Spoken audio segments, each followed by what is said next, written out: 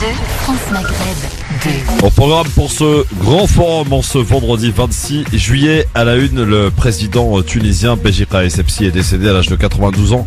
Faut-il craindre une déstabilisation accrue du pays? On en parle dans quelques minutes avec Anis Hamziti, Tarek Mami et Mehdi Chebaiki pour vous accompagner jusqu'à 18h. Le procureur de la République de Nice-Alpes-Maritimes avait affirmé en mars dernier que les policiers étaient étrangers à la chute de Geneviève Leguet lors d'une manifestation de Gilets jaunes. Selon Le Monde, il aurait menti pour protéger le président de la République.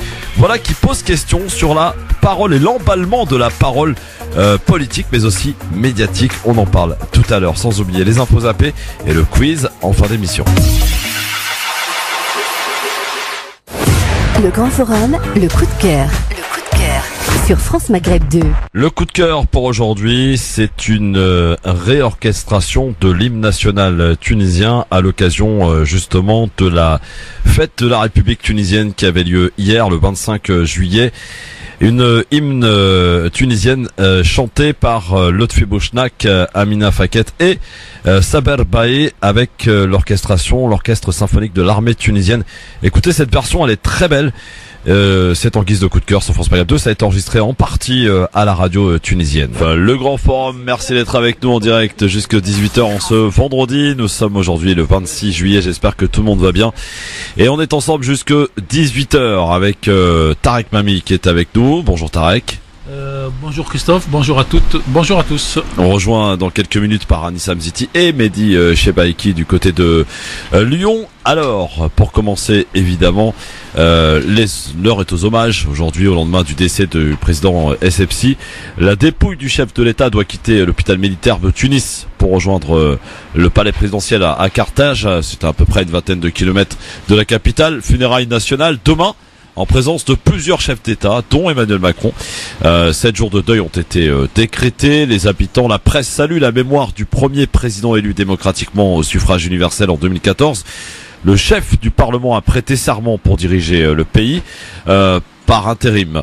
À quelques mois de la fin de son mandat, initialement prévu en novembre, le scrutin présidentiel est anticipé au 15 septembre. Tarek Mami, ça c'est une première nouvelle. Alors la première nouvelle, oui, en termes de dépêche, mais peut-être que la première nouvelle, cher Christophe, c'est que le système nouveau tunisien commence à tourner, parce que le président, d'abord, mes sincères condoléances aux auditeurs, qu'ils soient tunisiens ou pas, mais qu'ils se sentent concernés par cette mort, par ce décès.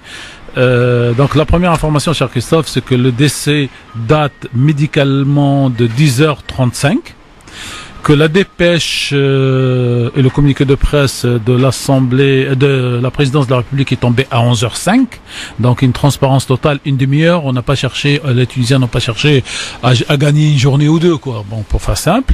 Et surtout, avant 15h, le nouveau président a prêté serment, a pris place. Donc une espèce de fonctionnement naturel d'une nouvelle démocratie qui n'a même pas 9 ans, qui a étonné les Tunisiens. Et surtout, beaucoup de journalistes tunisiens, cher Christophe, sont descendus hier soir dans la rue pour voir comment les Tunisiens recevaient ces décès. Et d'avis général, il y avait à la fois une tristesse partagée généralement, mais une activité économique et sociale comme tous les jours, comme s'il n'y avait pas de mort.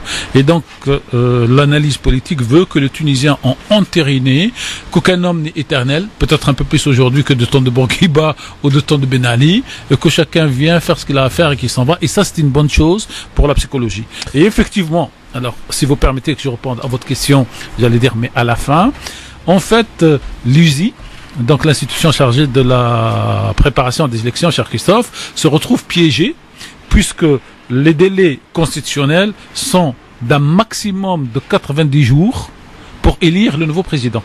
Et donc si vous prenez votre date du 25 juillet et vous rajoutez 3 mois, ça fait 25 août, 25 septembre, 27 octobre, donc on ne peut pas aller au-delà, et c'est pour ça qu'une date a été choisie le 15 septembre pour pouvoir faire un deuxième tour vers le 15 novembre, en tout cas avant le 27. Donc c'est un geste politique de la démocratie tunisienne à saluer, et manifestement ce qui est encore plus dur à gérer, cher Christophe, c'est que les élections législatives du 7 octobre seront maintenues. Donc il y aurait 3 tours en Tunisie entre le 15 septembre et en gros le 15 novembre.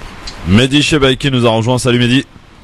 Salut à tous, salut Christophe, bonjour Charles Tarek, bonjour à tous nos auditeurs. Mehdi. Alors Mehdi, on parlait des hommages qui se sont multipliés. D'ailleurs, il y a même eu une minute de silence au Parlement européen suite au décès de Béjir Essebsi. Je crois même d'ailleurs il y a un truc qui va être organisé aux Nations Unies.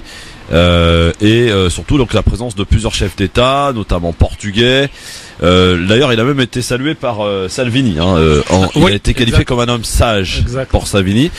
Et Emmanuel Macron qui se rend en Tunisie demain pour l'enterrement qui aura lieu demain. D'ailleurs, de tradition, Mehdi, Tarek, ça prend un peu de temps quand même cette histoire, parce que dès qu'on meurt, on est enterré le jour même quasiment, non? Alors il y a deux choses. Il y a que dans la tradition islamique, dès qu'on meurt, on est enterré tout de suite pour éviter d'ailleurs le pourrissement du corps à la base, puisque c'est une tradition qui vient de l'islam et de l'Arabie, donc depuis 14 siècles. Mais la deuxième chose, normalement les chefs d'État quand ils meurent, on les enterre pas dans les 24 heures ni dans les 48 heures, mais plutôt entre 5 et 7 jours après, pour permettre justement aux agendas des chefs d'État étrangers de venir. Là, on est dans une situation de l'entre-deux. C'est pas une mort familiale où on enterre le soir même, et ce n'est pas de tradition, sans rappeler d'autres précédents, d'une semaine avant l'enterrement. Donc ça va vite, en fait, parce que je pense que la classe politique tunisienne voudrait reprendre la vie politique et surtout éviter les polémiques sur la vie du président, alors qu'il n'est pas encore enterré. Alors Mehdi, avant que tu puisses répondre quand même, vient une question aujourd'hui, est-ce qu'il faut craindre une instabilité politique suite à cette mort du président Essebsi? On sait que la Tunisie a connu des périodes compliquées, difficiles. D'ailleurs, durant le mandat d'Essebsi en 2015, avec une année qui fut quand même sanglante, au Bardo, à Sousse aussi. Est-ce qu'il faut craindre, j'allais dire, une certaine instabilité ou l'écarter, comme le font d'ailleurs nos auditeurs, puisqu'ils ne sont que 30% à dire oui. Mehdi. En fait, pour répondre à la question, il suffit simplement de regarder la situation tunisienne. On a en Tunisie un président qui vient de mourir, mais un président qui a été élu. Élu, qui a pris la suite. Il n'est pas élu. Il est mécaniquement. Oui, pardon. Il est mécaniquement successeur. J'aurais pas dû dire élu, j'aurais dû dire légitime. Légitime, voilà. C'est-à-dire qu'il est le fruit d'un consensus qui a eu lieu, de discussions de la part de l'ensemble des partis politiques tunisiens, et donc les institutions tunisiennes ont fonctionné, ont amené Béjir Essebsi au pouvoir, et aujourd'hui il est mort. Donc il n'y a aucune raison qu'après sa mort, il y a une instabilité politique. On voit les instabilités politiques dans les pays arabes après la mort de personnes qui tenaient le pouvoir, mais qui n'étaient pas un pouvoir issu de leur peuple, de leur pays, et qui n'avaient aucune légitimité populaire. Parce que, on parle là de modèles démocratiques, mais il y a d'autres modèles qui peuvent être légitimes sans pour autant être démocratiques, mais c'est un autre sujet. Là, en l'occurrence, les institutions ont fonctionné. Elles ont permis d'obtenir depuis la chute de Ben Ali une continuité de la légitimité du pouvoir. Aujourd'hui, un président meurt, le roi est mort, vive le roi. On va avoir quelqu'un d'autre qui va être mis à sa place en attendant, et puis des élections vont avoir lieu. Je suis assez optimiste. Quant à ce que tu as dit tout à l'heure, Christophe, concernant les attentats qui avaient pu avoir lieu, malgré toute l'horreur de ces attentats, malgré tout le sang et le côté barbare de ces actes innommables, il n'en demeure pas moins que ce sont des faits annexes qui ne sont pas en capacité de remettre en cause un État qui fonctionne. Une bombe, elle peut faire 10, 15, 20 morts, l'État ne vacillera pas à cause de cela. Donc non, je suis... ça a quand même, pardon Mehdi, mais ça a quand même porté un coup économique sur la Tunisie, et surtout les touristes qui sont qui ont mis du temps à revenir. L'année dernière a été la plus grande saison de mémoire, la plus grande saison touristique de la Tunisie de ces 20 dernières années. Donc c'est pour dire que ça a mis du temps quand même, entre 2015 et 2018. Ça non, mais je ne dis pas que ça n'a pas d'influence. Je dis juste que l'instabilité, il en faut plus pour qu'il y ait de l'instabilité politique. Mais quand je parle d'instabilité, ce serait une instabilité grave qui remettrait en cause les fondements de cette jeune démocratie qui est en train de se construire la Tunisie. Là, on est quand même loin de ça. Là, je pense vraiment qu'il n'y a pas de raison. Les choses devraient aller mieux petit à petit.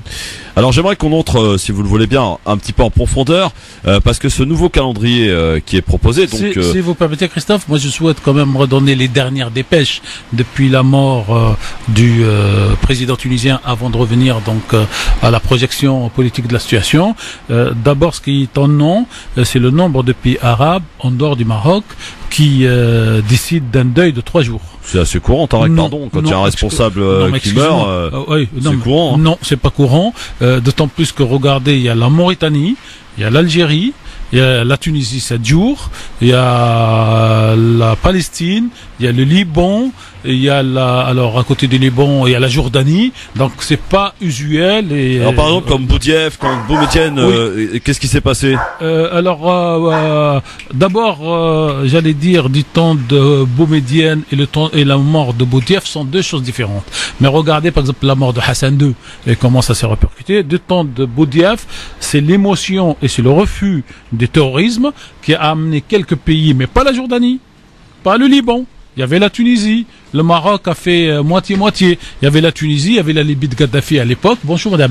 Et il y avait donc la Palestine qui est comme toujours. Mais avec ce 3 aujourd'hui, vous y rajoutez quand même à la fois le Liban, la Mauritanie et la Jordanie. Ça c'est nouveau. Première chose. La deuxième chose, c'est que vous avez la télévision algérienne et les médias publics algériens, cher Christophe. Non seulement ils vont se soumettre au deuil de 3 jours, y compris l'interruption des matchs de foot, des galas musicaux et tout ça, mais la radio et la télévision tunisienne, algérienne ont basculé dans un deuil, donc il n'y a plus d'émissions pendant 3 jours. Et ça, c'est pas courant dans le monde arabe, donc il faut quand même le saluer. C'est quoi alors? Ça veut dire c'est bien, il faut saluer, Oui, non mais c'est bien, c'est-à-dire qu'aujourd'hui nous avons des États qui décident, selon le rapport avec d'autres États, de décider de faire ou de ne pas faire, alors que l'Arabie Saoudite n'a pas fait, alors que vous l'aviez rappelé, vous... le Maroc quand même. Ou le Maroc l'a pas fait. Ouais. Donc vous avez aujourd'hui une espèce, j'allais dire, d'éclosion des choix, des décisions qui ne sont plus des décisions automatiques dictées par la Ligue arabe ou par l'Égypte, qui, elle, donnait le là. Et aujourd'hui, les gens qui sont proches de la Tunisie prennent la décision de faire le deuil de 3 jours. Surtout, le volet algérien, c'est extraordinaire. 3 jours de deuil et pas d'émission de radio-télé, que du courant de la musique tunisienne, de la musique charbi. Il faut quand même le faire. Je veux dire, il faut saluer ce qui se passe. 1 minute de silence. Mais les relations algéro-tunisiennes n'ont jamais, sont toujours bien portées, Tarek. Ça m'étonne absolument pas. Non, mais Christophe, entre ce que ça nous entende pas et le fait que ce soit fait, il y a quand même de la marche.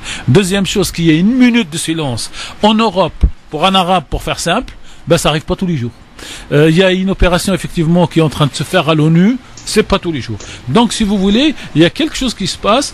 Si je voulais être méchant, cher Christophe, et je ne parle pas du monde arabe et des pays arabes, mais de la France, de l'Europe et de l'ONU, il y a quelque chose d'hypocrite dans ce comportement, parce que tous ces pays ne sont pas venus aider économiquement la Tunisie pour l'aider dans sa transition politique et qui réussit à moitié puisque l'économie ne tourne pas, et qui, dès qu'il s'agit de ce pays de mots ou de faire des symboliques, ils font la minute du silence, ils font le deuil, ça coûte pas de l'argent. Il aurait fallu que ces gens-là, depuis donc la France principalement et l'Union européenne, depuis 2015, investissent en Tunisie, ce qu'ils ont investi en Grèce, ce qu'ils ont investi en Espagne, au Portugal, en Pologne, pour donner de l'économie et pour consolider ce truc. Donc c'est bien que ces pays le fassent, mais j'allais dire peuvent plus faire. Et donc pour les Tunisiens par contre, hier j'ai lu beaucoup de, je vais pas sur les réseaux tunisiens sociaux en général parce que ça polémique trop, bon, tout se fait sur les réseaux en Tunisie.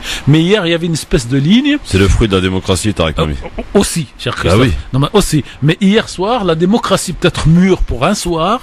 La ligne c'était s'il vous plaît, n'insultez pas le président si vous n'êtes pas d'accord avec. Ouais.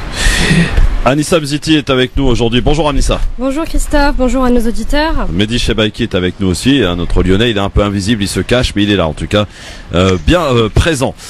Alors, on disait tout à l'heure, donc suite au décès de Béjir Essebsi, effectivement c'est la constitution qui est enclenchée, on va dire, mais un calendrier qui risque d'irriter certains partis politiques.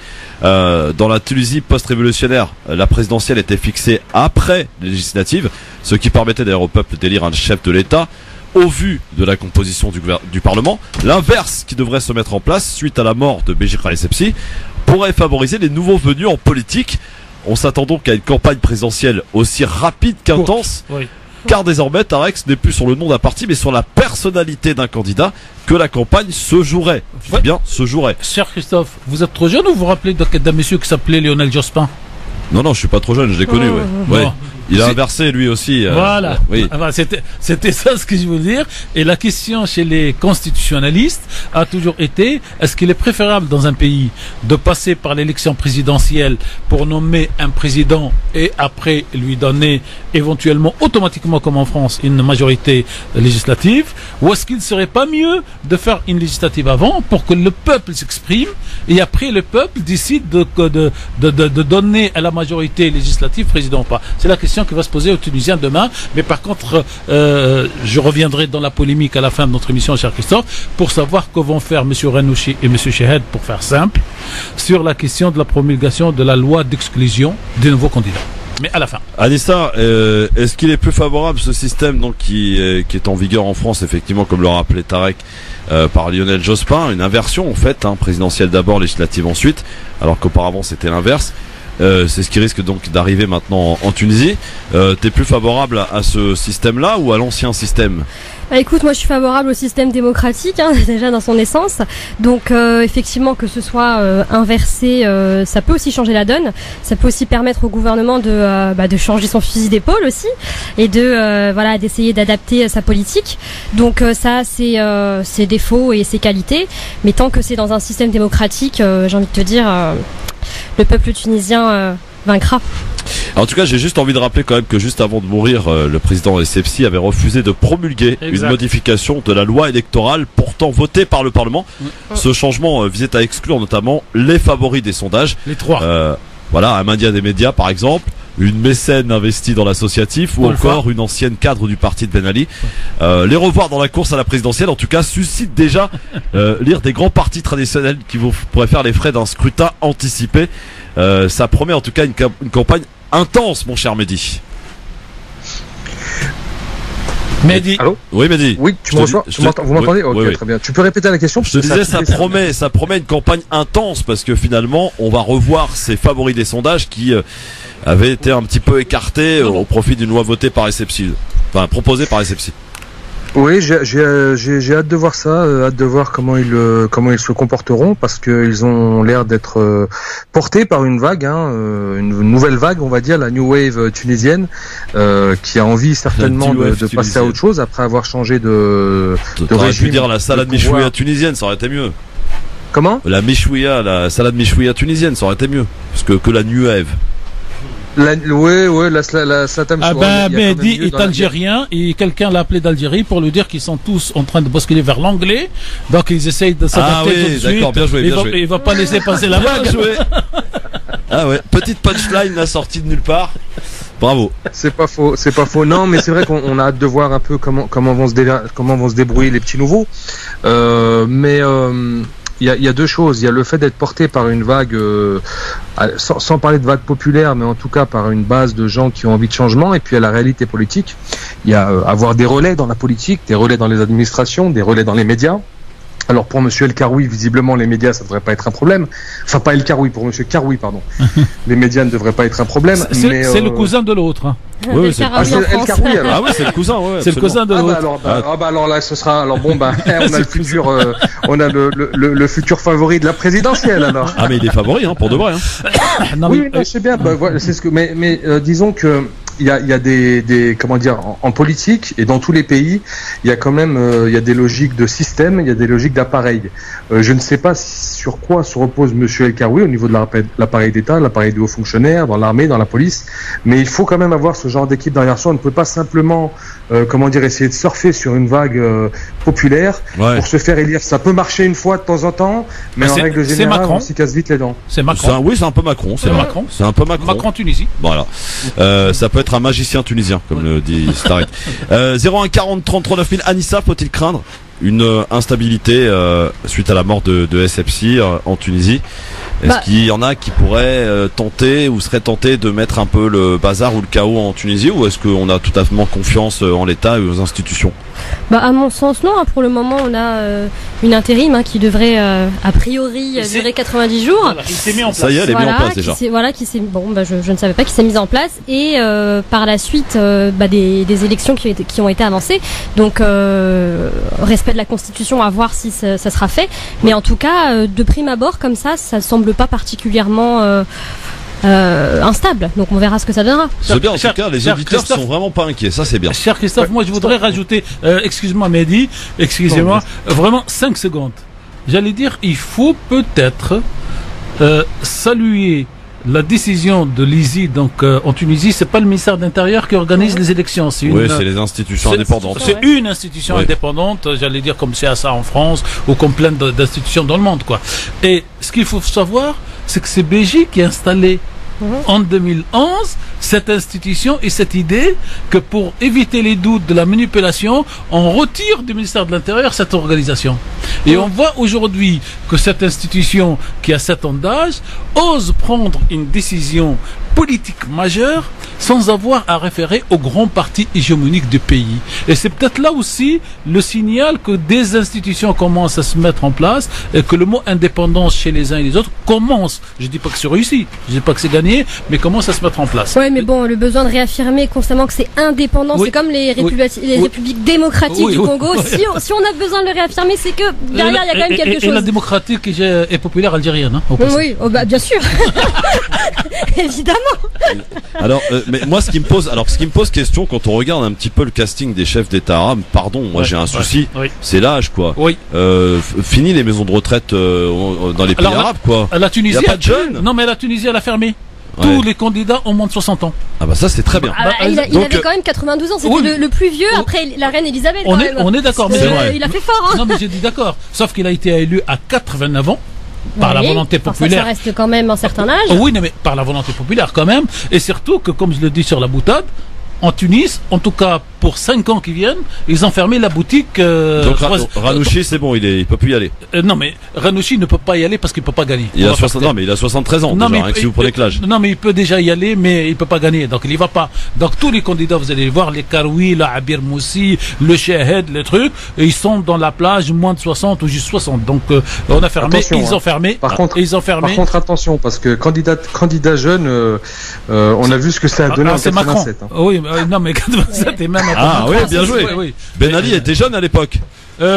Exactement. Oui, mais sauf que Ben Ali n'a pas été élu la première fois. Oui. C'était le coup d'état médical. Le coup d'état médical contre Bourguiba. Constitutionnel. Oui, médical et constitutionnel. En 87. C'est caricatural, on va pas non plus se baser sur l'âge du futur. Non, mais parce qu'on a l'angoisse de BJ 92 ans. Bien sûr. L'angoisse de Bouteflika, on sait même plus quel âge il a, en tout cas pas 81, et la maladie. On a vu dans quel état est mort le roi du Maroc.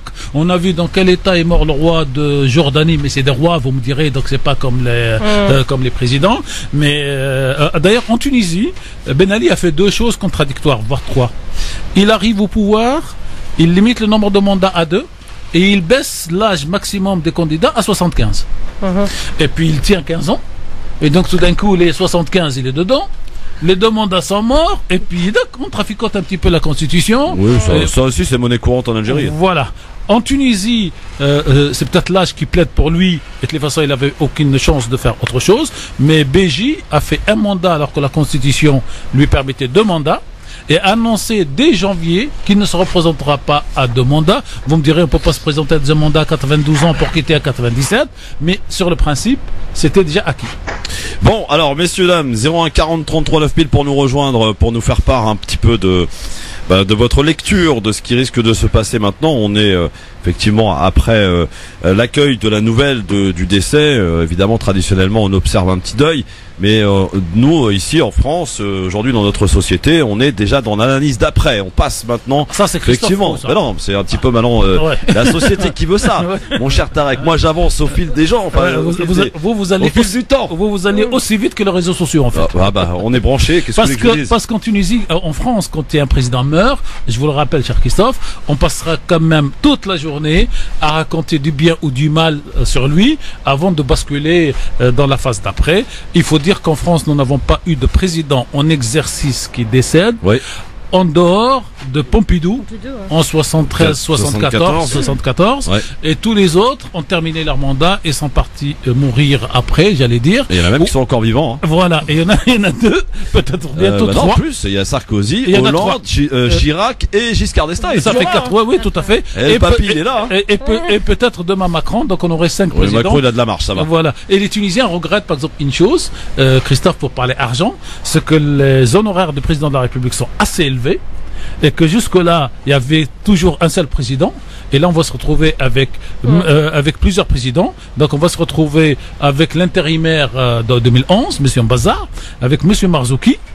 M. Béji est mort, donc on le retire de la liste. L'intérimaire d'aujourd'hui, le futur. Donc, on risque d'être dans un pays comme la Tunisie avec 5 salaires pour 5 présidents.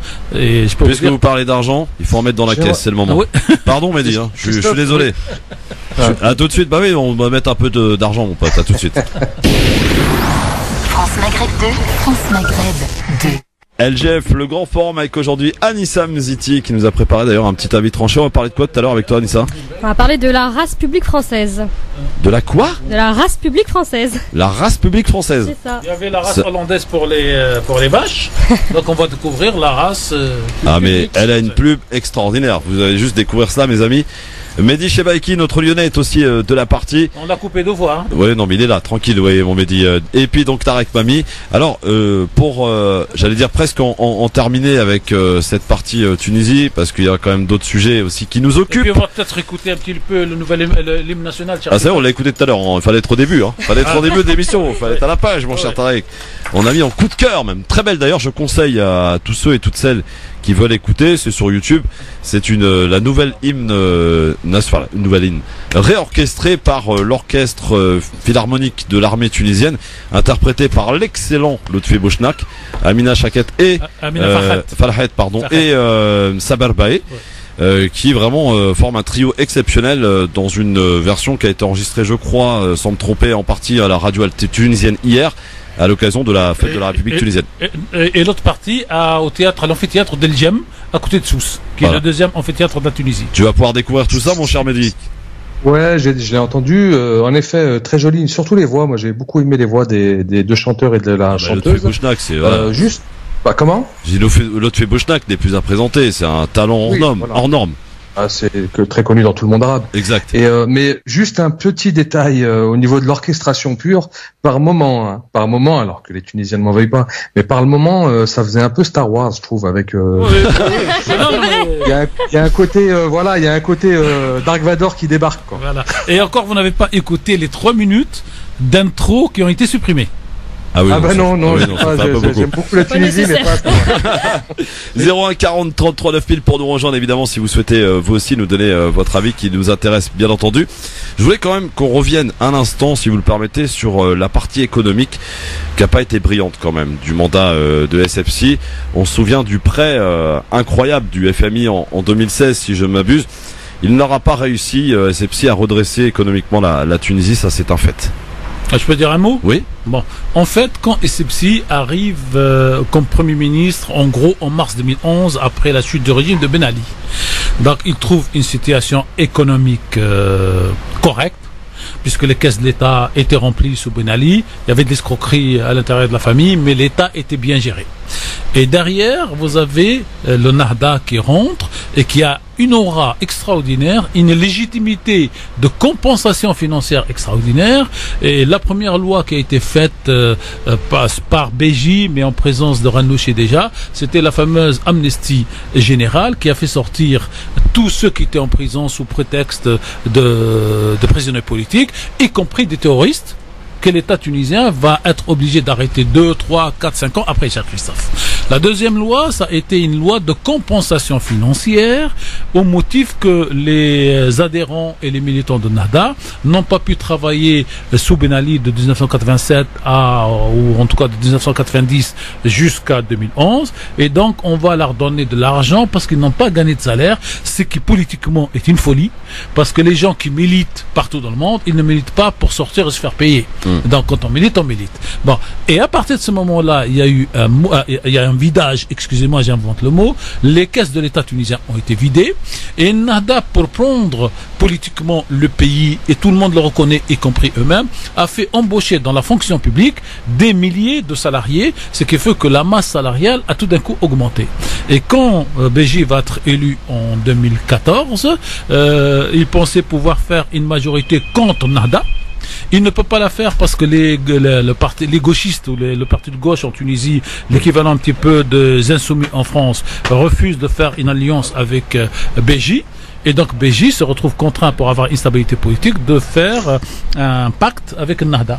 Et à partir de ce moment-là, donc... Il n'a pas été contraint. Hein. Il n'avait pas de majorité, il ne pouvait pas rien faire.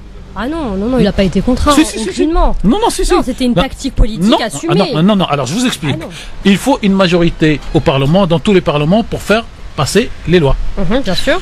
Nida, qui est le parti de Béji, n'a pas la majorité à lui tout seul. Il lui manque en gros une vingtaine de sièges pour pouvoir passer ce qu'il veut faire comme loi. Le seul parti qui avait ce nombre de sièges avec quelques autres, c'est le parti de Hamma Hammami, l'extrême gauche, l'équivalent des insoumis. Donc, pour faire de l'histoire pure, Béji l'appelle et lui propose de faire jonction les deux contre Nahda. Et l'autre lui dit, je ne peux pas faire jonction avec toi parce que toi, tu as les anciens de Ben Ali. Et donc il s'est dirigé vers finalement... C'est comme ça que ça s'est passé. C'était un choix politique. Non, mais c'est un choix politique parce qu'il ne pouvait rien faire sans majorité parlementaire. Et donc il a trahi. Il aurait pu être un peu plus dissuasif. Oui, il a trahi ses électeurs. Il a trahi ses électeurs. Clairement, clairement. Non, mais je le dis clairement. Donc il a trahi ses électeurs pour pouvoir avoir une majorité de gouvernement. Et s'allier quand même avec son ennemi juré. Oui, on est d'accord. C'est comme si, par exemple, Macron s'alliait, je sais pas, avec les insoumis. Dans ce, non, mais c'est vraiment dans ce sens-là. Pas avec le Front National, c'est avec les insoumis. Et donc, à partir de ce moment-là, ces électeurs se sont détournés. Son parti a explosé en 3 ou 4 personnes, dont un parti de M. Marzouk, qui a reproché à Béji d'avoir fait ça et qui 4 ans après va faire la même alliance avec Nahda au gouvernement. Et donc voilà la situation politique. C'est pour ça, si vous voulez, qu'économiquement. Donc les caisses de l'État ont été vidées par ces compensations. D'ailleurs, les militants de gauche ont tous refusé de prendre l'argent qu'on leur a assigné au même titre que le militant de Nahda. Et après, quand vous rajoutez, j'allais dire 15 ou 20% de salariés dans la fonction publique, ben le pays, il est à terre. Vous y rajoutez, et j'en termine là, cher Christophe, les attentats de 2015, la fuite des touristes, et vous n'avez plus d'économie tunisienne. Habib est avec nous, il nous appelle du Bourget. Bonjour Habib. Bonjour, ça va Christophe? Oui, ça va très bien. Aïchek, Habib. Oui, je suis tunisien de Sousse, Christophe. Ah bah je connais très bien, j'ai eu la chance d'y aller à Sousse, c'est très joli. Oui, je viens d'arriver, j'étais là-bas un mois. Ah, très bien. C'est la catastrophe, Christophe, là-bas. Tu vois Nahda, ils n'ont jamais fait quelque chose de bien en Tunisie. Tu vois. Depuis 2011, ils ont acheté des gens pour voter pour eux avec de l'argent. Même ma soeur et mes frères, ils ont voté pour eux avec de l'argent. Et ils ont traîné les pieds pour un an, ils ont traîné jusqu'à 2014. Ils ne veulent plus quitter le pouvoir. Nahda. Ils ont vidé tous les caisses. Tu comprends? Il faut un bon président, un jeune, qui fait dégager tous les ministres de Nahda et l'Assemblée nationale. Où il y a les gars de Nahda, les ministres de Nahda. Tu vois, ils ont fait un chantage. Ils ont fait un chantage pour Khaïd Sibsi. Il faut qu'ils rentrent les ministres à eux, sinon ils vont continuer à faire des attentats depuis Bardo. Après, ils étaient obligés de rentrer les gars de Nahda, des ministres dans le gouvernement. Tu vois C'est la catastrophe, Nahda. On a bien compris que c'était pas vos amis, cher Habib. Merci beaucoup, en tout cas. 01 40 33 9 8. Chacun peut s'exprimer. Si je puis me permettre. Non, mais je vais juste dire, je me croyais extrémiste, mais j'ai trouvé apparemment plus extrémiste que moi. Moi, j'ai quand même. Je tiens quand même à rassurer nos auditeurs, c'est pas Habib Bourguiba qu'on a vu au travers de cette radio, hein. Ouais. Alors, il y a juste quand même un petit truc quand même qu'on m'a moi rapporté, qui m'a un peu chagriné. Par rapport à une phrase que Sepsi aurait prononcée, je dis bien aurait parce que voilà. Non, il l'a, je vous confirme, mais je vous explique, cher Christophe. Alors je vous donne la phrase. Allez-y. La religion, le Coran et ses versets ne nous concernent pas. Dans cette question d'héritage, quand on parle société civile, état civil et état religieux, faut jamais couper. C'est pour ça que je réponds à certains qui ne connaissent pas la formule. Vous avez la formule coranique qui dit gare à ceux qui vont à la prière, et il rajoute alors qu'ils ne sont pas concentrés pour la faire. Et la tradition islamique, pour détourner la chose, cher Christophe, on dit gare à ceux qui font la prière. Stop. Et c'est exactement la même chose avec cette phrase de président Béji Caïd Sebsi. Il dit nous n'avons rien à voir avec le Coran et avec les versets coraniques dans la situation, puisque le débat il est entre un État civil et un État religieux, et que la Tunisie a fait le choix sous Nahda de faire un État civil et pas un État religieux. Donc voilà. Mais maintenant, même, avec je sais que c'est pas très habile. Pour être laïcard quand même. Hein. Non, il n'est pas laïcard. Il est laïque, il n'est pas laïcard. Bon, si vous voulez. De toute façon, on lui a fait, Christophe lui a fait une longue interview, je crois 15 ou 20 minutes, quand il était candidat à la présidentielle. Il n'y a pas beaucoup de radios qui avaient fait ça. France Maghreb 2 et Christophe l'a eu. Et on l'a eu l'année dernière pour 3 minutes, 4 minutes, la nuit du destin, en pleine mosquée. Et il est parti sur une tirade du Coran. J'allais dire, je vais peut-être faire même de la provocation, que je demanderai à beaucoup de patrons du parti Nahda de réciter des versets aussi longs d'un trait sans buter sur un mot alors qu'il avait 91 ans. Donc il sait ce qu'il fait. C'est le fils de Haddad que beaucoup ne connaissent pas ici. Haddad, c'est le Tunisien qui en 1930 fait un livre sur le statut de la femme et qui explique tout ce que Bourguiba va faire et tout ce que lui-même, donc Béji, va faire. Donc il n'est pas laïcard. Hier j'ai adoré, cher Christophe, Jean termine là, je parle beaucoup aujourd'hui, oui. Parce que c'est Béji. Oui, vous êtes nationaliste finalement. Non, je suis pas nationaliste. Un petit peu. Non, il n'y a pas de mal, hein. Non, je suis pas nationaliste. Pas un gros mot, hein. Non, mais regardez attendez. les Algériens, ils l'assument. Cher Christophe. Moi j'assume complètement. Alors, cher Christophe, est-ce que vous avez un Algérien qui vous dit que Gaïd a trahi? Moi, je vous dis, Béji a trahi ses lecteurs. J'assume. Voilà. Il y en a plein qui vous disent que Gaïd a trahi. Hein. Absolument. Oui, Gaïd voilà. n'est pas chef Donc, d'État, moi, je l'assume. Non, mais il est chef de l'armée qui a fait le coup d'État pour virer l'autre. Donc, moi, je vous dis, comme Béji a fait quelque chose qui me semble à moi, et pas à tous les Tunisiens, bon, je le dis.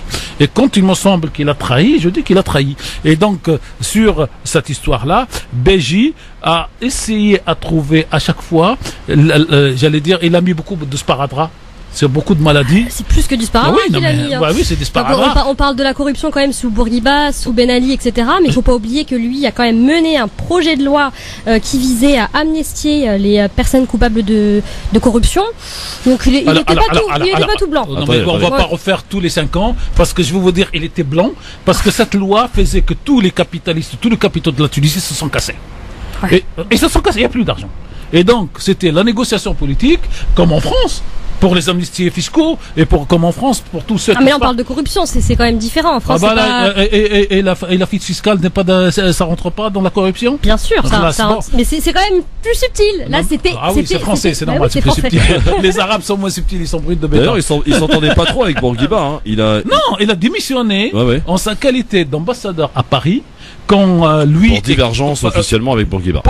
Quand quelques Tunisiens ont proposé en 1983, je crois, la création de partis politiques indépendants des partis au pouvoir. Bon, Mehdi Chebaiki, un petit peu là.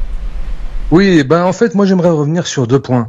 Le premier sur les caisses de l'État vides et les problèmes économiques de la Tunisie, qu'on essaierait donc de faire remonter au passage de Nahda. Faut être clair, appelons un chat un chat, c'est ce que vient de dire l'auditeur. Bon, pour lui c'est un petit peu extrême quand même. C'est ce que je vous dis moi.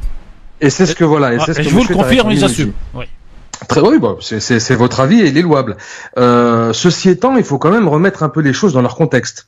On parlait d'une Tunisie qui était verrouillée, jusqu'en 2011, qui était complètement verrouillée avec des entrées d'argent qui étaient dues au tourisme, qui étaient dues aussi à beaucoup d'entreprises qui faisaient faire de la sous-traitance en Tunisie. La Tunisie était un pays de sous-traitance, même si elle avait perdu déjà depuis, comme de nombreux pays arabes, aux dépens de la Chine, beaucoup d'entreprises, mais elle conservait quand même un tissu industriel et une capacité exportatrice. Après 2011, il y a eu une fuite des capitaux. Il faut pas l'oublier, il n'y a pas eu simplement que des errements financiers et économiques. Il y a eu les deux en parallèle, mon colonel. Oh, tout à fait. Mais c'est pour ça que j'essaie justement de parler de ce qu'il y a eu en parallèle, parce que on a parlé beaucoup de gestion. Moi, je veux bien que la gestion en Nahdaouia n'a pas été bonne. Hein. Je suis pas tunisien, donc je m'intéresse. Non, mais vous avez autant le droit que n'importe quelle analyse politique. C'est pas parce que vous n'êtes pas tunisien que vous n'avez pas le droit de parler de la Tunisie et de sa stratégie. Bien sûr, mais c'est au sens où ce que je voulais dire par là, c'est que n'étant pas tunisien, je ne suis pas aussi intéressé par les finances publiques de l'État tunisien, et donc forcément j'ai une analyse qui est assez globale et générale et peut-être non valable. Mais tout ça pour dire que voilà, il y a eu cet état de fait, toutes ces fuites de capitaux qui ont fait que quasiment du jour au lendemain. La Tunisie n'avait pas de réserve, n'avait pas de matelas. Enfin, Ben Ali en avait un bon matelas même.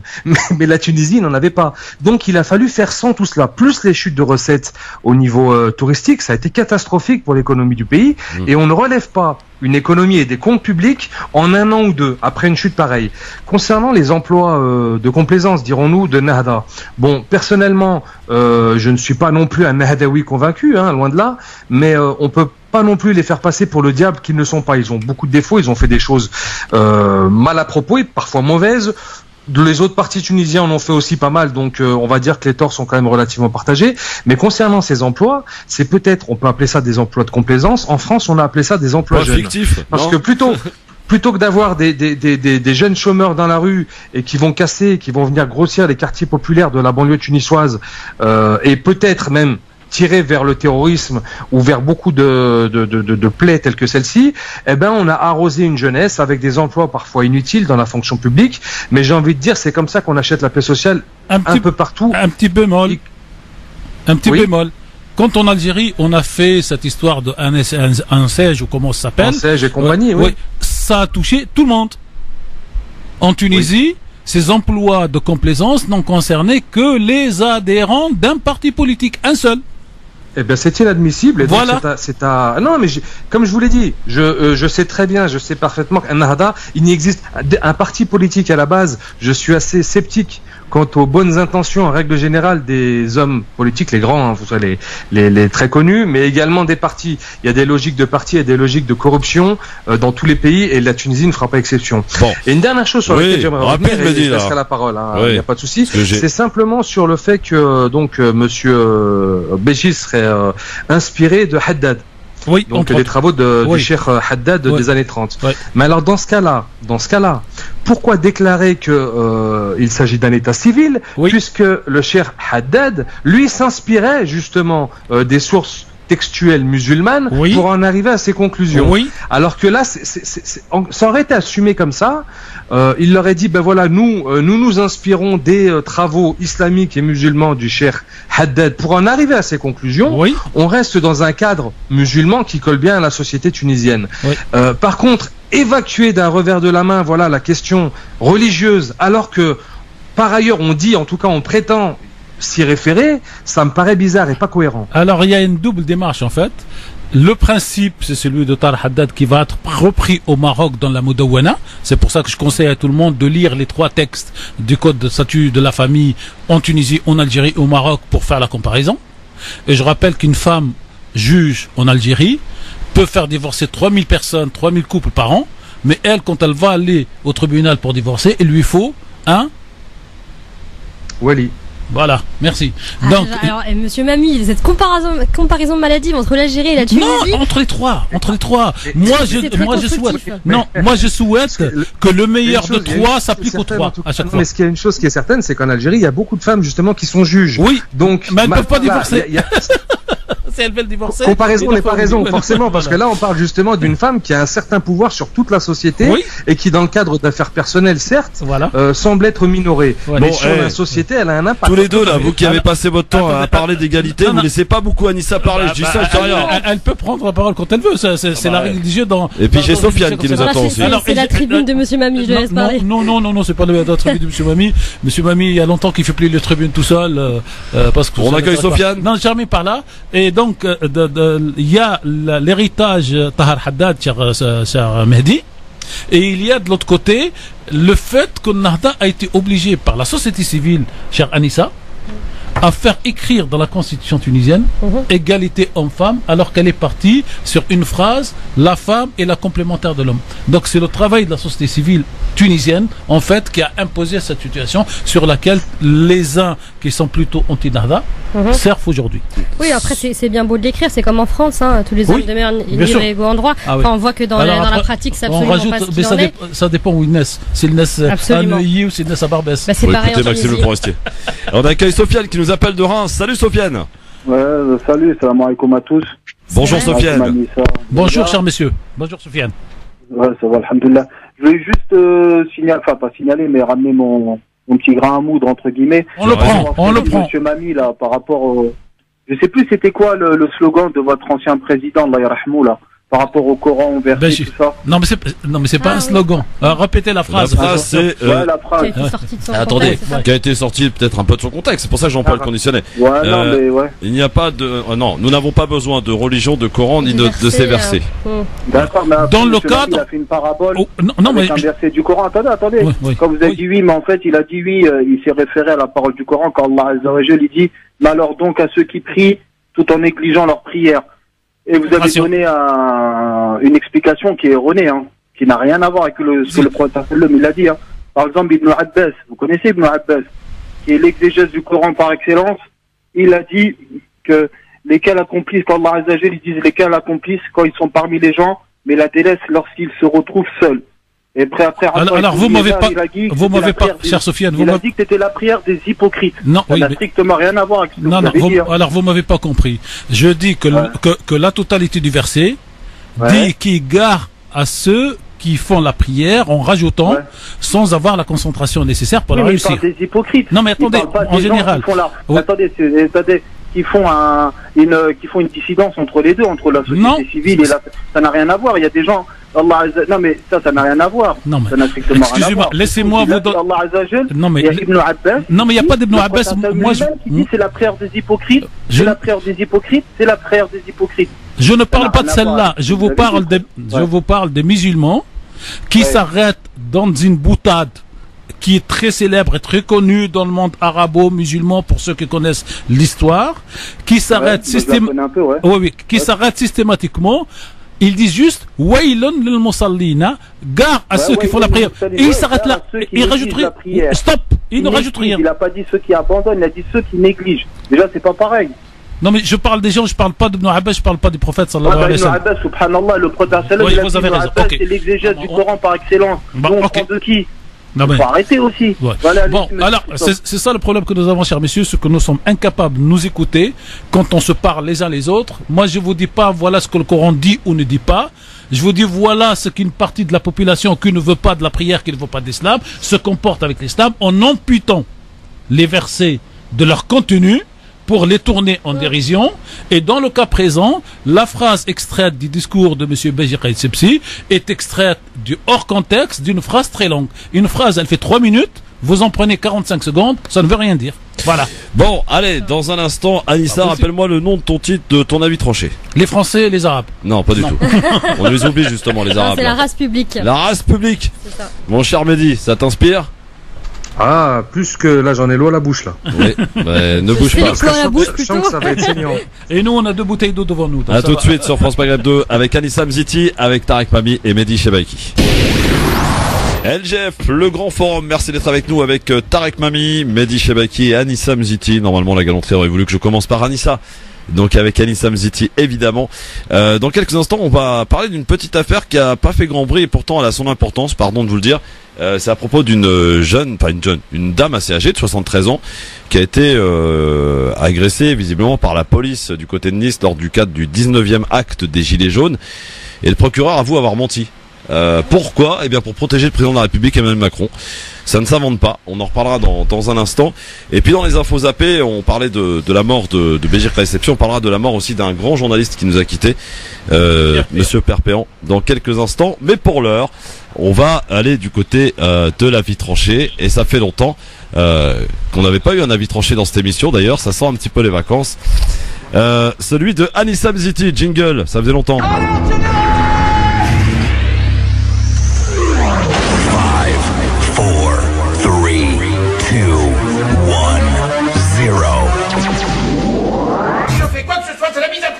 Alors piétinez-moi, allez-y. Le titre de cet avis tranché, la race publique française. Anissa. J'ai la vingtaine, je découvre une démocratie sous quarantaine, des perspectives incertaines entre ce dealer de haine et ce trafiquant d'injustice et du vice versatile perché sur leur tour d'ivoirien. Au pays des aveugles, les bornes, Elisabeth bien sûr, son ministre, mais bon, sans transition écologique. Le hic, je ne suis pas à l'aise, Majesté, à ce procès où tout le monde sait où se trouve la vérité, mais où le mensonge fait figure de probité. Quand des tueurs sortent vainqueurs, oui, ça éveille les heurts. Je lis des LBD à ma fille et ça crève les yeux, des martyrs, la sonnette d'alarme et la justice tire son rêve errance d'un non-lieu. Désormais, les forces du désordre fichent les témoins à charge policière, sommés de décliner son identité quand tu marches pour la vérité. La résistance, cette dangereuse entité. Des procureurs dedans nettoient ceux du président. Évitons les scandales d'État. Urgence de camoufler l'illégal et l'immoral. Mais moi, je ne suis qu'une cancre qui gouttelette sur une feuille. Ah, quelle ébène, pour moi, une basanée qui parle un peu trop bien le français, mais intégrée, pas comme les autres. Nous sommes la nation. Ne vaut pas pour nous, les immigrés, à nous. Non, ni ceux de 2e et 3e génération.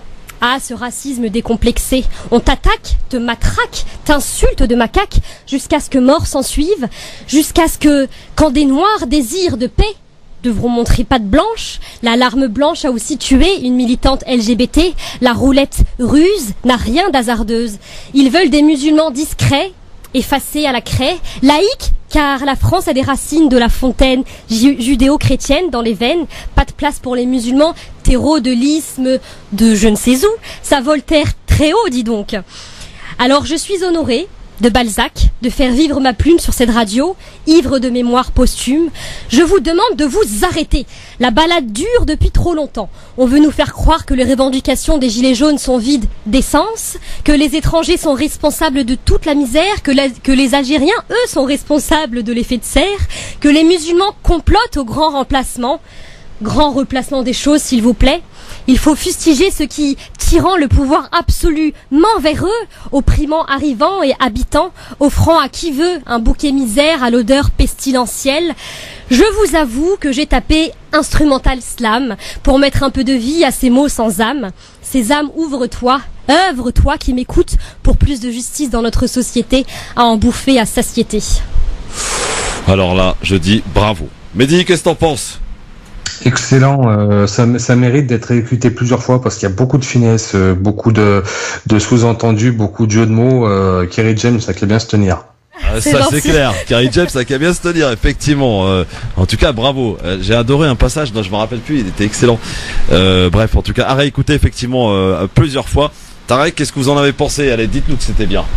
Bah non, c'était pas bien. Je vais juste expliquer le texte. Je vais l'envoyer à Kerry James pour lui dire vous le chantez quand. Ah ouais. Non mais alors vous, si vous pouvez nous appeler aussi pour nous dire ce que vous en avez pensé, parce que franchement, des avis tranchés comme ça, c'est pas sur toutes les radios quand même. Ah, il faut se le dire. Quand merci même. de me permettre de m'exprimer. Voilà, avec grand plaisir. Surtout quand c'est aussi bien écrit et aussi bien fait, c'est quand tu veux. 01 40 33 9000. Avant de parler de quelques petites infos zappées, quand même, c'est ce qui fait aussi la spécificité de cette émission. Vous savez, les petites infos qui sont importantes, mais qu'on occulte parce que on s'arrête finalement sur des informations parfois un peu inutiles. Vous vous rendez compte quand même qu'on a fait 3 jours, messieurs dames, sur la canicule. C'est vrai, il a fait chaud, on est tous d'accord, on l'a subi. Mais quand même, on en est quand même arrivé à remettre en cause toute la problématique dans ce pays, à nous dire qu'il n'y a que 3 petites lignes de métro qui seraient climatisées.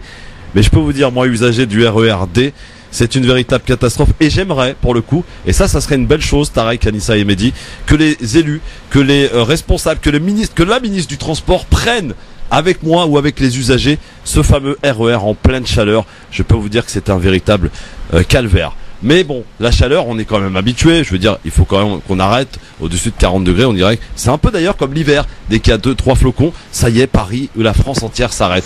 Vous trouvez pas qu'on en fait un peu trop, non ? Moi, ce que j'adore, c'est que les gens, ici en Europe et en France, on se moque des Africains qu'on traite toujours de feignants parce qu'ils travaillent pas l'été dès qu'il fait un peu chaud. Mais dès que le phénomène s'inverse, que ça vient ici, j'allais dire, n'est pas africain, c'est lui qu'on croit. Est africain, c'est lui qui travaille pas. Ouais, effectivement. Ouais, oui, alors, Mehdi, il faut aussi quoi ? Ouais, il faut être dans l'air du temps à chaque fois et dire que dès qu'il fait chaud, c'est le dérèglement climatique, dès qu'il fait froid, c'est le dérèglement climatique, dès qu'il fait normal mais à la mauvaise période, c'est le dérèglement climatique. Alors je ne nie pas le fait qu'il y ait un dérèglement climatique, mais à chaque fois qu'il y a un épisode de chaud, de froid, de pluie ou de grêle, on parle du dérèglement climatique. À croire que autrefois on avait vraiment 4 saisons, une où il faisait doux avec des feuilles, une où il faisait froid avec de la neige. Non, mais c'était pas comme ça non plus. Ouais. D'ailleurs, il y a encore des records qui datent de 1923 et à l'époque on parlait pas de dérèglement climatique. Donc voilà, c'est bon. En tout cas, voilà, c'est vrai qu'on a bien souffert quand même. Yanis est avec nous. Salut Yanis. Non, c'est pas Yannis, c'est Sofiane, la personne de tout à l'heure, ça a coupé, je sais pas pourquoi, là. Ah, mais Sofiane, ça y est, on avait fini, mon ami. Mais vous m'avez censuré, alors, Bah, même RMC, bah, ils m'ont jamais fait ça. Censuré, nous ici, Sofiane, franchement, Non, c'est un peu c'est abusé. t'inquiète. Non, mais T'inquiète. Sofiane, vous avez échangé avec Monsieur Mamie. Ouais. Visiblement, vous n'êtes pas d'accord sur vous n'êtes pas bien compris. C'est pas grave, on passe à autre chose, mon Sofiane. Ouais, il y a rien de mal. Ouais. Exactement. Juste une dernière question avant de passer à Canicule. Une petite dernière question à Monsieur Mamie. En Tunisie, c'est une société laïque ou musulmane? Est-ce que vous connaissez la société musulmane laïque? Ouais, mais ça n'existe pas. Ça Voilà. monsieur, Bon, ça. voilà. Monsieur, Voilà. c'est comme si vous disiez Alors, pour faire plaisir à Anissa, les Tunisiens sur ce point-là, ils sont comme les Algériens. C'est-à-dire qu'ils critiquent. Non mais attendez, excusez-moi, je termine ma phrase. Ils sont contre tous ceux qui les critiquent de l'extérieur, mais ils sont les premiers à s'autodétruire de l'intérieur. Non, monsieur, la société tunisienne est une société musulmane. Ouais. Le poids de la laïcité est très important. Et la constitution de 2014 adoptée sous le règne de Nahda dit que la Tunisie est un État civil et pas un État religieux. Et je vous laisse vous débrouiller avec tout ça. Oui, voilà, j'ai Sofiane. une question, moi aussi. T'as ta réponse, mon Sofiane. Attends, bouge pas, on écoute Mehdi. Mehdi, ta question. Ouais, est-ce que l'islam est reconnu comme religion d'État en Non. Tunisie? Ah oui. D'accord. Ah Non. bah voilà, donc ils ont Non. banni la religion d'État qui est l'islam. Non, Donc mais- après, non, maintenant- non, elle n'est pas religion d'État. Après, comme il a dit Christophe, on va pas se polémiquer là-dessus. Non, Maintenant, on il est polémique décédé, pas. Allah yarhamou. Alors- Allah, il va alors- juger pour lui. Oui. Est-ce que vous voulez la définition? Est-ce que vous voulez la définition de la Il n'y a pas de Constitution? définition, monsieur, à partir du moment où vous enlevez l'État, la religion d'État, l'islam. Oui, c'est Ah bah, il est pas religion non, mais d'État. c'est que de fait et C'est de droit, pas mon c'est problème, moi. c'est laïque, du coup. Donc, Voilà. est-ce que la Turquie est un pays musulman? Mais là, tu vois, mais on se regardez. Nous, les hommes, ici, dans ce bas monde, on prend les termes qu'on veut, on s'en moque. Oui. Un jour, lui, il sera ressuscité devant son Seigneur, il aura à répondre de tout ça. Avec Inch'Allah. nous, ici, on peut, attendez, ici, on peut manigancer, on peut jouer, on peut faire ce qu'on veut. Ben, Allah, il mentira pas. En plus, lui, c'est un homme d'État. Il a banni l'islam comme religion d'État, c'est tout. Et C'est- maintenant, même en Tunisie, il a même banni le fait qu'une femme musulmane, elle peut se juste marier avec là-dessus, un alors, homme cher musulman. Sofiane, Ah non, mais ça va, ça va dans tous les sens. Moi, je Est-ce serais que- moins catégorique. Non, mais, comment il s'appelle, mon ami Mehdi? Vous connaissez l'histoire de la prostituée qui va aller au paradis avant ceux qui sont dans la mosquée? Vous la connaissez, cette histoire? Oui, parce qu'elle a donné à boire un. Ben, vous jugerez donc vous, et vous laisserez Dieu juger les uns et les Bon, autres. Sofiane, Alors, Non, attention. juge bien. Sofiane, par l'islam, c'est tout à l'heure à 20h, mon frère. Ah oui, il reviendra, Hein? Samy. Et il vous donnera raison. Bon, je te censure pas, je te salue, mon Sofiane, je te souhaite un bon week-end. Ah, ok, y a pas de Et il vous souci, donnera ça raison, va Samy, il avec vous donnera raison. Salut, à bientôt. Peut-être, ou pas. Si, il lui donnera Ah raison. bon, ah, vous oui. croyez. Bon, allez, des infos zappées, là. Des infos zappées, messieurs, dames. Hop. Vous m'avez perturbé avec votre truc de info, de religion d'État, je sais pas quoi. Alors, on a appris avec grande émotion et profonde émotion la mort de Monsieur Pierre Péan, le journaliste qui est l'auteur de plusieurs scandales, notamment Mitterrand. Je sais pas si Anissa connaissait Pierre Péan, pardon. Mais c'était un monsieur. Franchement, non, pas du tout. Non. Non. C'est quelqu'un qui méritait d'être connu, cher Tarek. Il est mort à l'âge de 81 ans. Ouais, On a appris sa disparition hier. alors, en fait, c'est à la base un journaliste, Mhm. c'est à la suite un enquêteur, et c'est à la fin un écrivain qui sort un livre, en gros, tous les 2 ans, sur quelque chose qui ne fonctionne pas dans la société française. Ah, il a dû en sortir beaucoup alors. Et il en a sorti beaucoup, les plus connus, L'affaire Bokassa, par exemple, c'est lui. à la base, oui, après il a Sous passé... Giscard. Oui, il a passé après les diamants, ça s'appelle Oui, le oui, président. évidemment. Ouais. Alors, les 2 grosses affaires qu'il a sorties pour montrer l'hypocrisie de la France dans ses termes égalité, liberté, fraternité et travail en collaboration avec l'Afrique, c'est un livre qui parle d'Areva, l'uranium, et qui explique comment la bataille entre Sarkozy, Chirac et De Villepin et le fameux Diori roule en fait pour 3 clans différents, mais ils partagent tous en commun le fait que la France, avec Areva, ne doit pas laisser quelqu'un d'autre contrôler l'uranium dans toute l'Afrique. Ouais, en tout cas. Et le deuxième, qui est le plus beau pour moi, c'est la biographie autorisée par Mitterrand sur la vie de Mitterrand et comment Mitterrand a été pétainiste jusqu'au bout qu'il a eu même la fameuse médaille qui s'appelle la Francisque, et qui, à l'indépendance de la France ou à la libération, comme beaucoup d'autres, est devenu donc le libérateur de la France, d'où la fameuse phrase, et j'en arrêterai là, cher Christophe, sur lui, de Gaulle, qui dit, ils étaient tous collabos, ils sont tous devenus libérateurs de la France. Mehdi sur Pierre Péan. Oui, c'est typiquement le genre de journaliste, alors qu'on soit d'accord ou pas avec lui, qu'on ait sa vision du journalisme ou pas, mais qui vont gravement manquer, je pense, à la classe journalistique française, parce qu'aujourd'hui elle est en soins palliatifs, disons les choses clairement. Pierre Péan, c'est quelqu'un qui a travaillé sur des scandales d'État. Il a fait certaines enquêtes avec lesquels j'arrive pas aux mêmes conclusions. Bon, lui, il a vraiment travaillé dessus, mais notamment lorsqu'il a remis en cause l'implication française dans le génocide du Rwanda. Oui. Il a travaillé là-dessus. Comme quoi, c'était pas un idéologue, c'était pas quelqu'un qui avait un avis et un seul logiciel avec lequel il lisait le monde entier. Parce que autant il a pu attaquer l'État français dans ce qu'il avait de plus mauvais, autant il a pu le défendre parce qu'il pensait, je pense sincèrement, que la France n'avait rien à voir dans les événements du Rwanda. Juste pour information, il y a très longtemps, et c'est sa mort qui m'y a fait repenser, j'avais lu quelques bonnes feuilles de son livre Main basse sur Alger.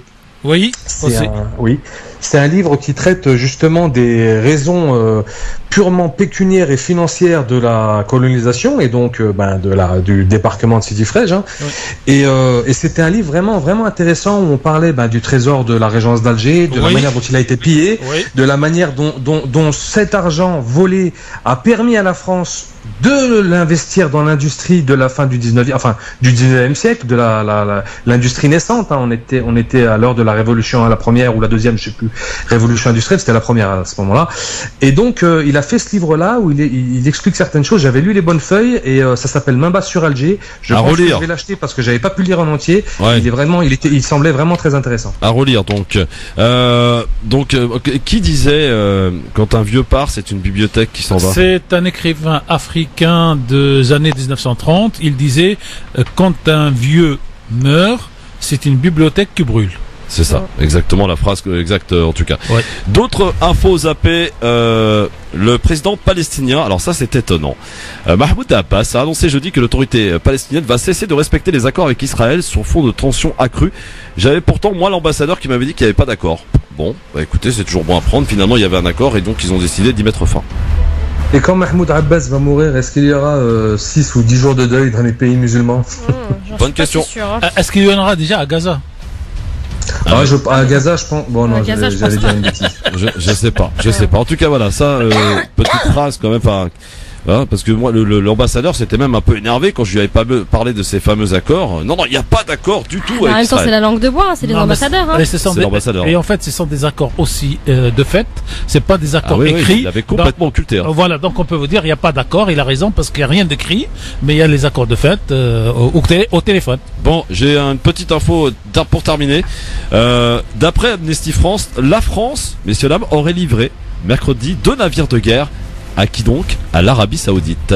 Et d'après mes informations à moi, hier, M. Trump a décidé de passer outre la décision du Congrès et de continuer à livrer des armes en Arabie Saoudite. Oui, et il a confirmé en disant la phrase des commerçants de tous les jours: si c'est pas moi qui le vends, c'est quelqu'un d'autre qui le vend. Donc je vais pas laisser quelqu'un d'autre qui le vend. Non, mais pour la France, Tarek, la France là.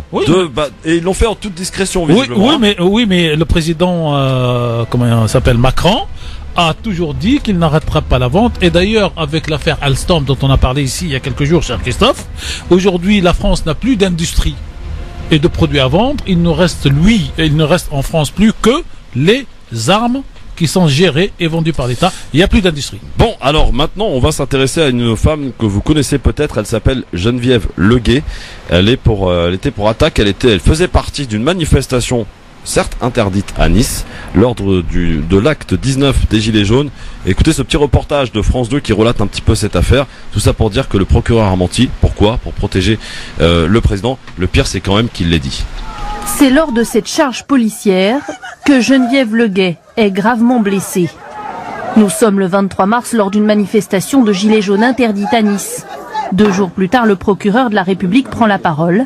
Ment-il lors de cette conférence de presse? Ce dont on est sûr aussi à l'analyse des images vais presque dire pixel par pixel, c'est qu'elle n'a pas été touchée par les forces de sécurité. 4 jours plus tard, sa version a totalement changé. Il y a eu un contact direct entre un membre des forces de l'ordre et Madame Leguet. Pourquoi Jean-Michel Prêtre a-t-il exclu si rapidement la responsabilité des policiers? Sommé de s'expliquer par le ministère de la Justice, le procureur a reconnu qu'il n'avait pas voulu mettre le chef de l'État dans l'embarras par des divergences trop importantes avec la version d'Emmanuel Macron. Le président de la République avait en effet affirmé au lendemain de la manifestation que Geneviève Leguet n'avait pas été en contact avec les forces de l'ordre. Aujourd'hui, la septuagénaire ne cache pas sa colère. C'est pas le rôle du procureur de la République de protéger le président. Il me semble que la justice et l'État, c'est deux choses bien différentes et que là, on voit bien encore une fois qu'il y a encore collusion et que c'est insupportable. À ce stade, la chancellerie souligne que tout procureur est libre de sa communication, mais les avocats de Geneviève Leguet ont eux saisi le Conseil supérieur de la magistrature. Il y a quand même plusieurs questions qui se posent dans cette affaire, Anissa. C'est justement la rapidité de la parole politique. Dès qu'il y a un acte ou un fait, le politique, avant même qu'une enquête soit commencée ou même terminée, le politique quand même.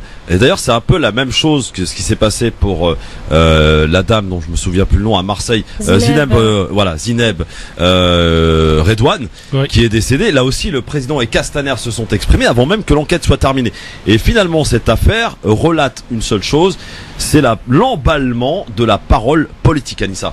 C'est extrêmement inquiétant hein, quand on voit aujourd'hui qu'effectivement... Qu'est-ce qui est le plus inquiétant? Est-ce que c'est le procureur qui ment ou est-ce que c'est le président qui parle avant même d'avoir des éléments? Les deux, Christophe, franchement, les deux.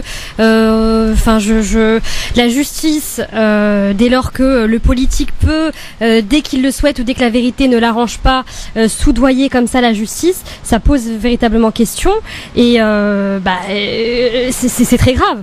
Clairement, c'est très grave. Moi qui fais du droit, je me dis enfin merde, c'est chaud quoi. C'est-à-dire qu'aujourd'hui, genre le mec, il dit ouvertement, ben non, donc il y a rien eu. Et puis par la suite, il revient sur ses dires et il dit ouvertement qu'il a menti. Et puis ça dérange personne. Alors, ça n'a pas l'air de choquer. Pire encore, on jette l'opprobre en disant ah ben non, il est maître de ses dires, etc. Alors qu'on sait pertinemment que derrière il y a des pressions sans fin. Et oui, c'est très grave. Me dit. La parole politique dans cette histoire, est-ce que ça soulève justement cette problématique? Moi, ça fait bien longtemps que j'ai arrêté de croire en la parole politique, donc les politiques, à la rigueur, j'ai envie de dire, c'est pas mon problème. Ils feront ce qu'on leur dit de faire, les politiques. Et ceux qui devraient leur dire de faire les choses, ce sont les médias, nos chers médias. Moi, je reviens toujours à cette problématique parce que c'est ça qui garantit une démocratie, c'est vraiment l'important, c'est la neutralité des médias. Lorsqu'on a des médias qui laissent les politiques nous mentir délibérément, je veux dire, n'importe quelle personne qui est journaliste, qui tend un micro à Castaner ou à Macron ou à n'importe quel homme politique 1 heure après des faits, qui sont passés à 500, 600 kilomètres, et qui laisse cette personne politique asséner une vérité comme ça, marteler une vérité dure avec des certitudes incroyables, elle sait qu'elle ment. Elle sait que, dans une moindre mesure, au minimum, elle n'est pas au courant de tous les faits, et qu'elle ne fait que donner un avis idéologique, un avis de principe, de défense de la corporation, qu'elle soit politique, judiciaire ou policière lorsqu'il s'agit du ministère de l'Intérieur. Donc moi je me demande où sont passés les journalistes français. Justement, il y en a encore quelques-uns, mais où sont-ils passés pour empêcher qu'on ait ce genre de discours à la télé? Toutes ces chaînes d'information H24 qui nous remontrent des images, on ne fait que servir la soupe aux hommes politiques. On leur donne des porte-voix pour qu'ils puissent exprimer tous leurs mensonges à la face de la population. C'est pas les hommes politiques, pour moi, dans ce cas de figure qui sont en cause, c'est les journalistes. Les journalistes, Tariq? D'abord, le grand journaliste vient de partir, donc il en reste encore. Quand même. Non, mais il y en a un de moins qui fait ce genre de travail. Deuxième, 2 phrases courtes. La première phrase: tout ça vient du fait qu'en France, vous qui avez fait des droits, il n'y a pas de séparation entre le ministère de la Justice et le parquet. Le jour où on coupera le lien demandé par les avocats depuis plus de 30 ans, ce procureur se retrouve dans la rue et ne cherchera pas à faire de la politique en disant qu'il protège le président de la République. Sa mission n'est pas de protéger le président de la République. Le procureur de la République est là pour, agir dans l'intérêt de la société française dans sa globalité. Et dans ces conditions, le président est un membre et il n'est pas le membre. Ouais. La deuxième chose, c'est une erreur que les hommes politiques se ruent tout de suite pour faire les déclarations. Ah oui. Surtout quand on découvre que l'arabe qui a tué la dame juive n'est pas antisémite une fois que l'enquête est faite 6 mois après, mais tout le monde. Alors que ça avait suscité un émoi terrible avec les gens une ont mobilisation de tout entériné. le corps politique. Après les politiques, Ciotti et autres parlent de l'Algérien qui a tué la citoyenne sans préciser, ce qui laisse comprendre à tout le monde que c'est une citoyenne blanche française depuis 50 générations, et on se recouvre avec la victime qui elle est algérienne, que l'assassin n'est pas algérien, et donc ça c'est devenu malheureusement le pain quotidien, et que la presse, en dehors de quelques-uns qu'il faut surveiller, ne fait pas le travail, parce que quand vous voyez comment CNews est revenu sur cette information et comment BFM n'a pas repris l'information, ben vous dites que l'essentiel c'est de faire de l'actualité chaude, comme on dit, sur le moment. Mais donc, vous dédouanez quand même, je trouve, vous dédouanez quand même la parole politique, parce que quand on est un responsable politique, qui plus est président, je ne la on va pas s'abaisser à aller commenter des faits divers. Je la dédouane pas. Je vous ai dit pour commencer que n'importe quel homme politique, président de la République compris, il ne doit pas parler avant d'avoir la version de procureur. J'ai même assisté à une réunion à titre exceptionnel de tous les directeurs de tous les CSA de la Méditerranée. Et là, les Espagnols et les Portugais ont expliqué aux Français que personne dans ces pays, aucun journaliste, aucun homme politique n'a le droit de prendre la parole. C'est un attentat.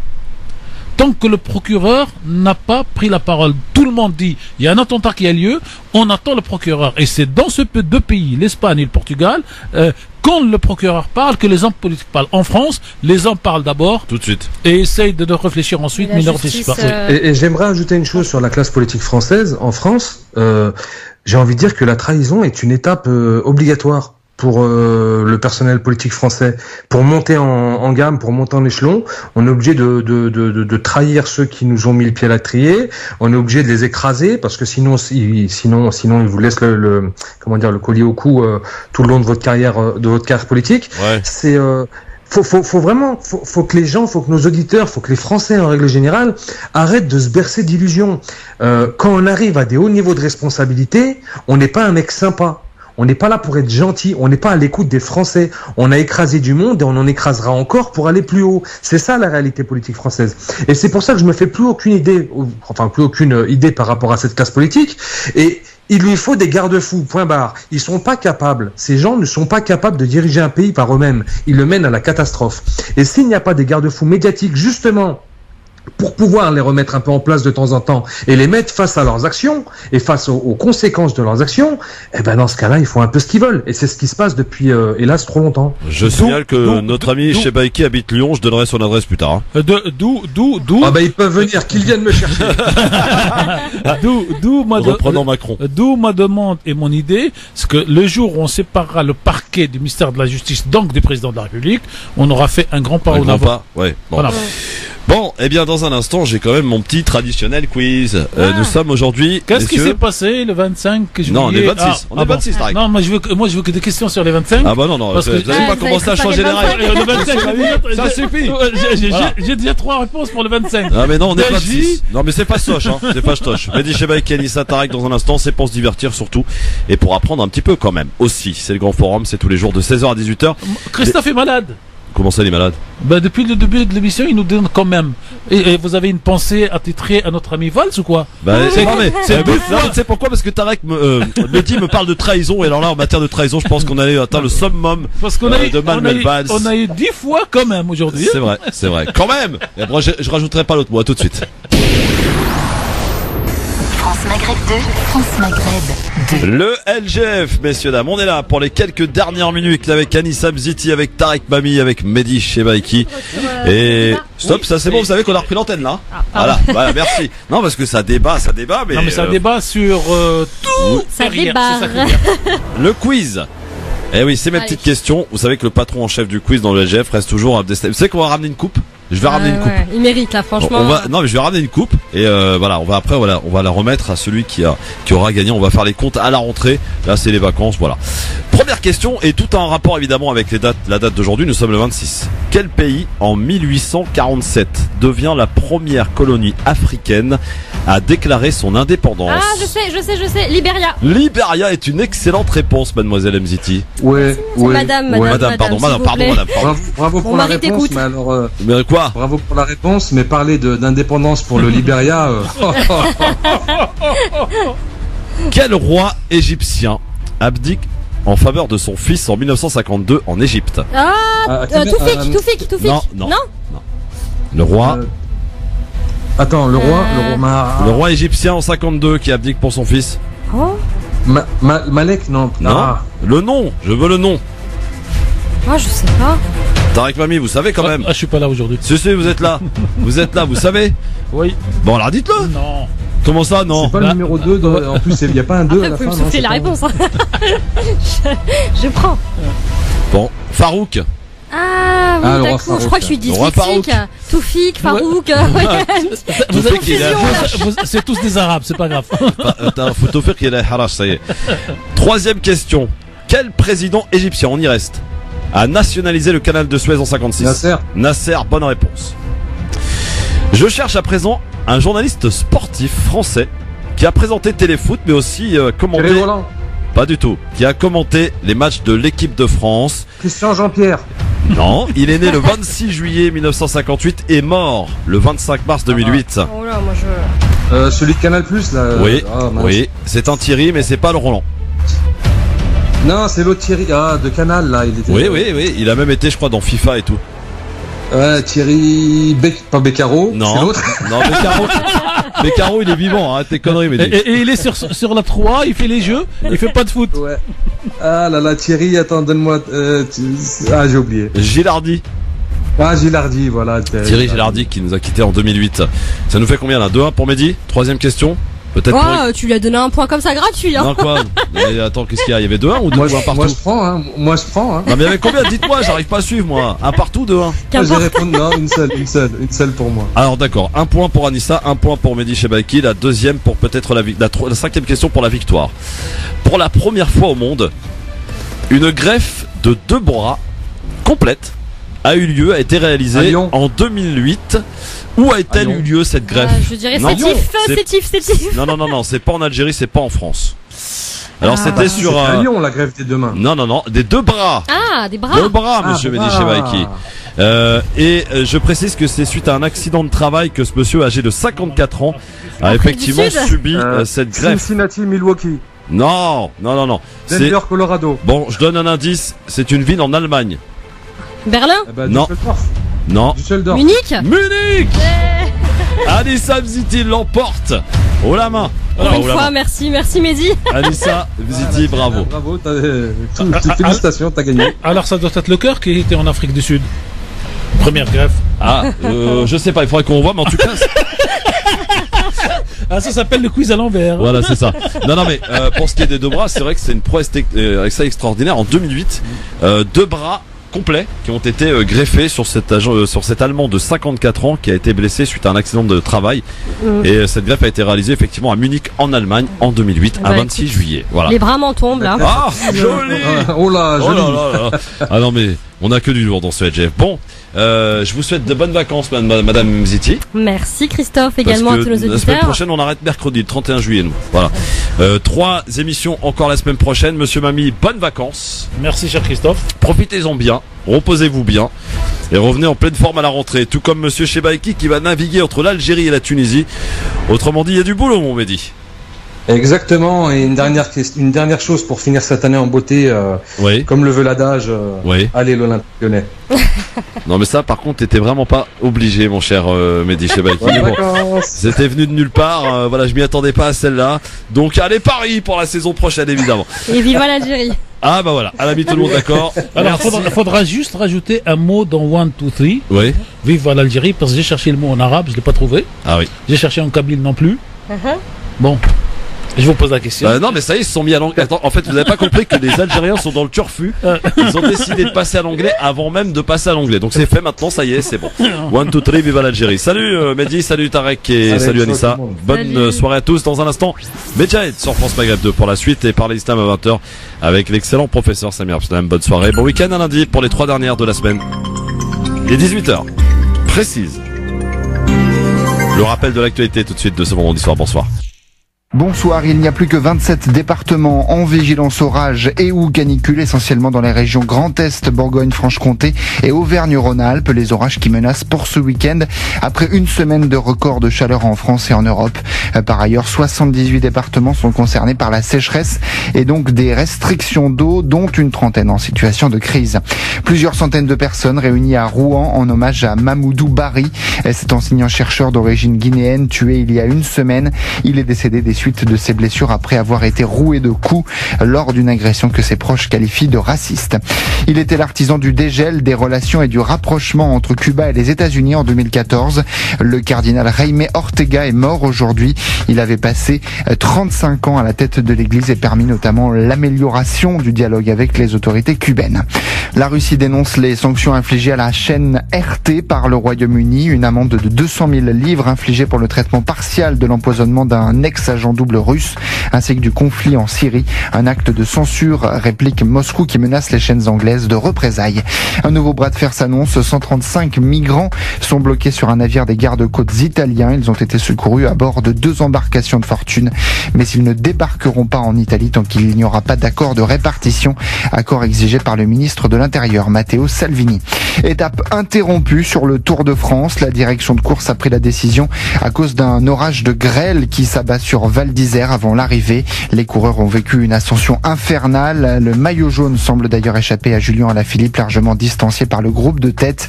Le Colombien Egan Bernal, deuxième du général, a franchi en tête le col de l'Iseran à 2770 mètres. L'étape du jour a fait une autre victime, Thibaut Pinot, qui a abandonné en début de parcours, blessé à la jambe gauche. Bonne journée. À la jambe gauche. Bonne fin de journée.